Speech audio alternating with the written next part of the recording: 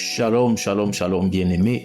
Que la grâce de Dieu, l'amour, la miséricorde de notre Sauveur Seigneur Jésus-Christ soit une fois de plus ta portion en cette matinée nouvelle, en ce jour nouveau que Dieu a fait. Que ses compassions et ses bontés se renouvellent une fois de plus dans ta vie, dans ta maison ce matin, toi qui m'écoutes, dans le précieux nom de Jésus. Je suis le pasteur Antoine du Centre chrétien de renouvellement spirituel basé à Yaoundé au Cameroun. Nous sommes dans la voie du réveil. Alléluia. Bien-aimé, je viens m'inscrire ce matin dans la suite de notre série d'enseignements sur, n'est-ce pas, l'iniquité, le péché face à la puissance du don de la grâce. Alléluia. Bien-aimé, je voudrais aller tout doucement avec toi. Je souhaite que tu sois vraiment posé et que nous allions un peu ici, un peu là, par la grâce que le Seigneur nous donne au moins de son esprit. Je prie que le Saint-Esprit nous conduise de bout en bout. Je ne prétends pas avoir la connaissance infuse, mais gloire à Dieu, je m'attache au Saint-Esprit et, n'est-ce pas, à ce qu'il a déjà déposé en moi de la matière en ce qui concerne la parole de Dieu. Et je crois en ce Dieu, n'est-ce pas, qui suscite qui il veut, qui choisit qui il veut, même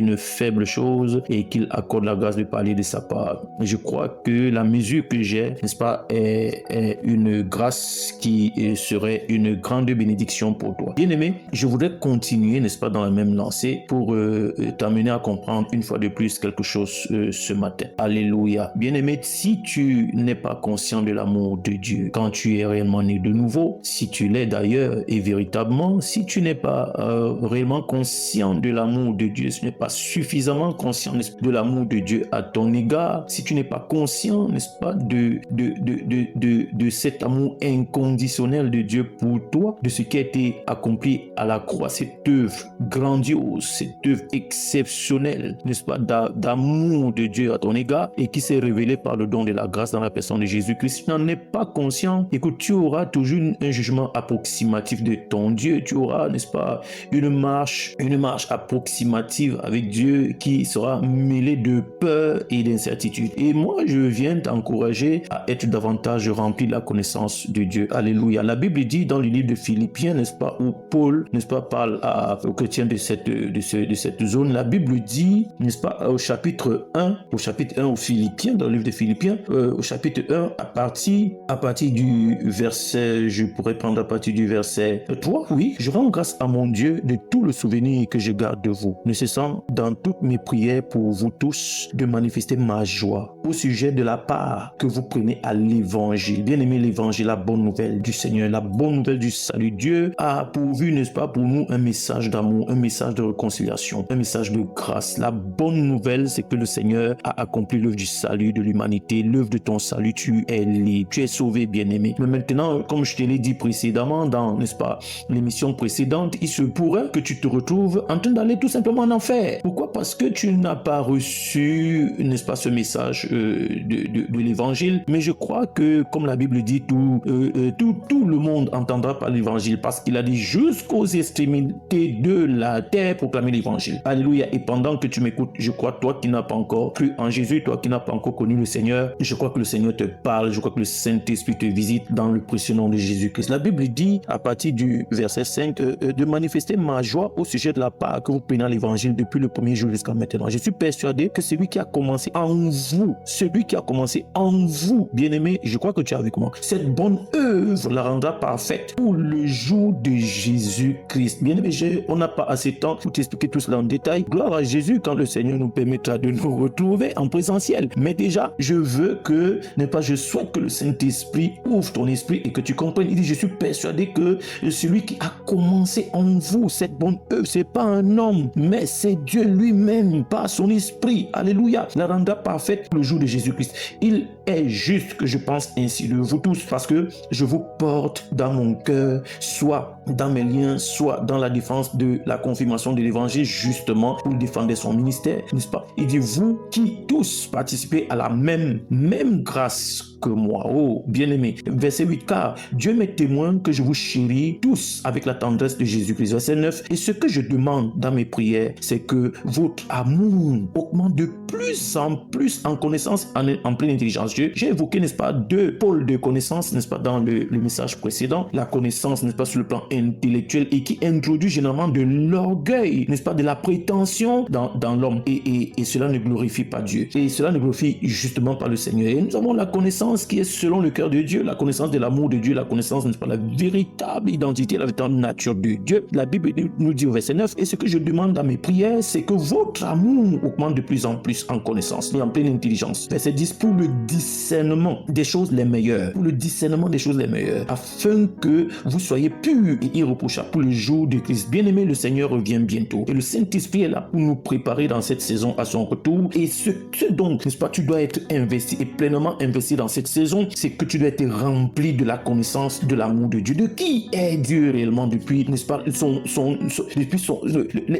que tu découvres les mystères, n'est-ce pas, de la véritable nature de Dieu. Parce que justement, Éphésiens 2 nous a appris que nous marchons autrefois selon les normes de ce monde et selon, n'est-ce pas, la nature du prince, de celui qui agit en ce moment, du rebelle qui agit dans le monde en ce moment. Mais je rends grâce à Dieu parce que quand tu es né de nouveau, tu as arboré une nouvelle nature, la nature de Dieu, la sainte nature de Dieu qui se caractérise par l'amour. Alléluia, gloire à Jésus. Alors tu es un saint qui est appelé à manifester l'amour de Dieu en plénitude parce que tu l'as reçu en plénitude. Romains chapitre 5 verset 5, tu l'as reçu en plénitude, mais maintenant manifester cet amour, c'est encore un enjeu. Et voilà pourquoi le Paul peut prier, et je prie pour toi que tu connaisses davantage le Seigneur par son amour, que ta connaissance de Dieu dans ton intelligence soit développée, n'est-ce pas, dans les dimensions de son amour. Il dit au verset 10, pour le discernement des choses les meilleures, afin que vous soyez purs et irréprochables pour le jour de Christ. Il dit au verset 11, rempli de fruits de justice qui est par Jésus-Christ à la gloire et à la louange du Seigneur. Gloire à Jésus-Christ. Alléluia. Bien-aimé, tu dois connaître l'amour de Dieu. Tu dois connaître la véritable nature de Dieu. Et c'est en cela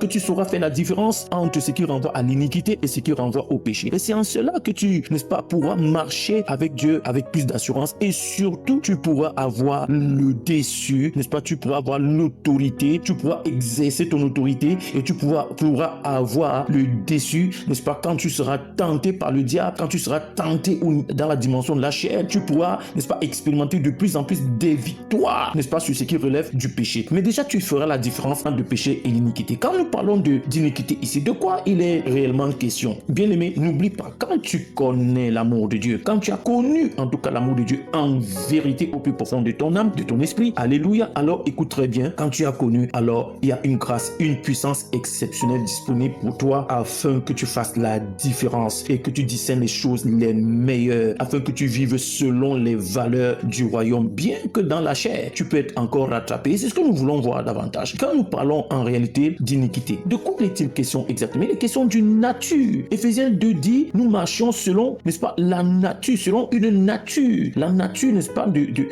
diable. La nature du diable.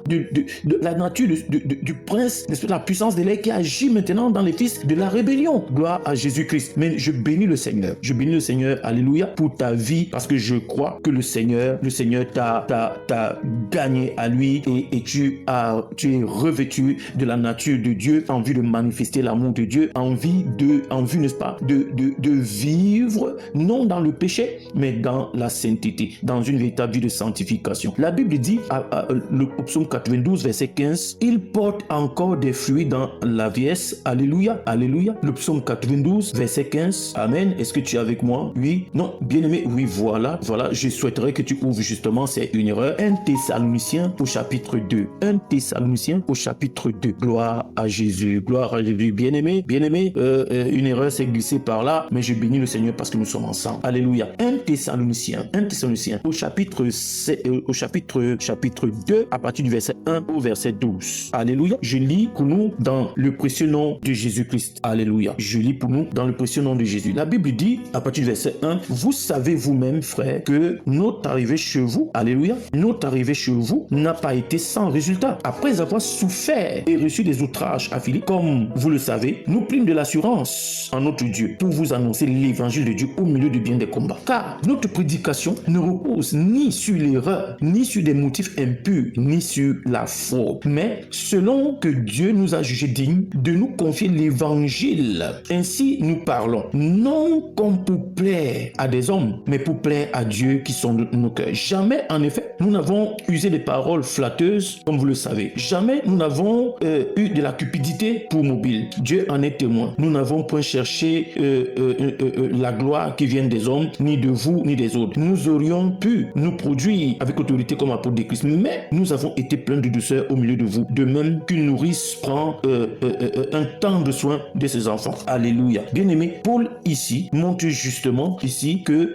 il y a une approche ici de vérité, une approche ici de vérité pour, n'est-ce pas, démontrer la véritable nature qui caractérise celui que Dieu appelle. La véritable nature qui caractérise, n'est-ce pas, qui définit celui que le Seigneur appelle, n'est-ce pas, pour le salut de plusieurs. Alléluia. Ce n'est pas une approche unique, c'est pas une approche de tromperie, de ruse. Alléluia. Non du tout, non du tout. C'est pas une approche de tromperie. Gloire à Jésus. Mais voici en quoi se manifeste, n'est-ce pas, celui qui vient et qui ne porte pas la nature de Dieu. Voici en quoi se caractérise ou se manifeste celui qui a d'autres mobiles dans son cœur. Là, nous repartons pour 2 Thessaloniciens chapitre 2. J'espère que tu es avec moi pour aller un peu ici, un peu là. 2 Thessaloniciens au chapitre 2 à partir du verset 1. Il dit: pour ce qui concerne l'avènement de notre Seigneur Jésus-Christ et notre réunion avec lui, nous vous en prions, frères, de ne pas vous laisser facilement ébranler dans votre bon sens. Voilà, quand nous avons lu dans le verset précédent 1 Thessaloniciens, Paul présente ici justement l'approche avec laquelle, n'est-ce pas, l'évangile doit